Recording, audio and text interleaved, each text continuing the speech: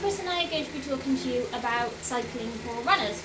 First off, if you are brand new to the channel, then do make sure to go and subscribe, and if you hit the bell, you'll be notified of all the upcoming videos.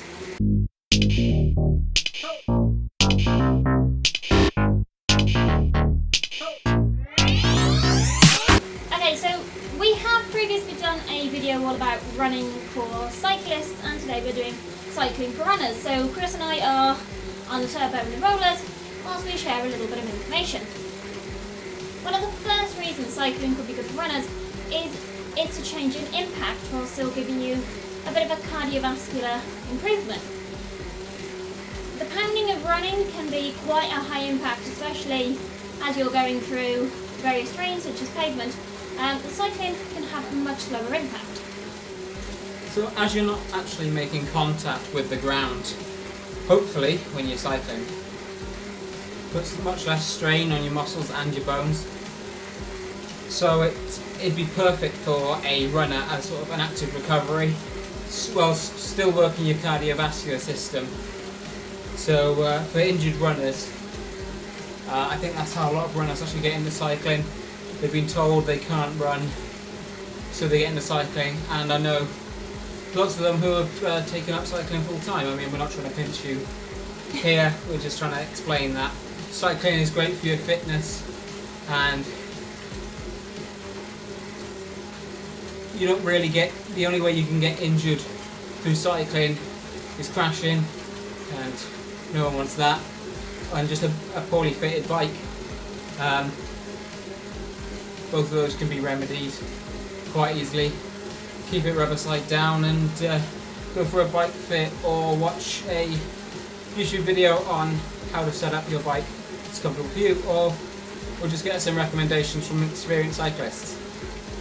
Okay, so one of the other reasons cycling can be good is it adds a bit of a variety into your training sessions. When you're running, it can be so easy just to go out and run constantly through the week. Now, again, because of the high impact of this can wear you out a lot easier. Adding in the cycling gives you the benefit of it trains you in a different way, but it also breaks up the monotony of doing the same thing over and over again. So, any thoughts on variety? Yeah, so you can take cycling quite easy and still get a workout. I suppose the equivalent for runners is to go for a walk, but that way won't improve your heart rate. I know some people struggle to run 7 times a week. Mm-hmm. But you know, you could walk 7 times a week or whatever. But through cycling, you can go out at sort of different power levels, different pace levels, and different heart rate zones. So, you know, if you've had, say, 3 hard runs in the week, you could intersperse them with some light cycling sessions. That way, you are kind of resting up your muscles. You're not giving them that sort of high impact workout, but you are still improving your cardiovascular system with a bike workout. So you can go as hard as you want or as gentle as you want, and still get that heart rate high. Whereas, so if you're just doing a light run to negate any potential injuries, you're probably going to be walking quite a lot of the time. Whereas on a bike, you can just turn the pedals, drop it into an easy gear, spin your legs, and that's still a great workout without having to put too much pressure on your body. Okay, so the next point that I want to speak about for cycling is cycling uses a different set of muscles to what running does. So with this being the case, stepping into a bit of cycling or throwing cycling into your training regime can work those muscles, which will in a sense complement your running and help to make you stronger. Yeah, so it's exactly the converse argument for cyclists adopting some running into their program. It's working some extra muscles, just building you into a more well-rounded athlete, as opposed to just a runner, just a cyclist, or whatever. Because at the end of the day, no matter how good you are technically on a bike or as a runner, if the engine's no good, you're not going to get very far.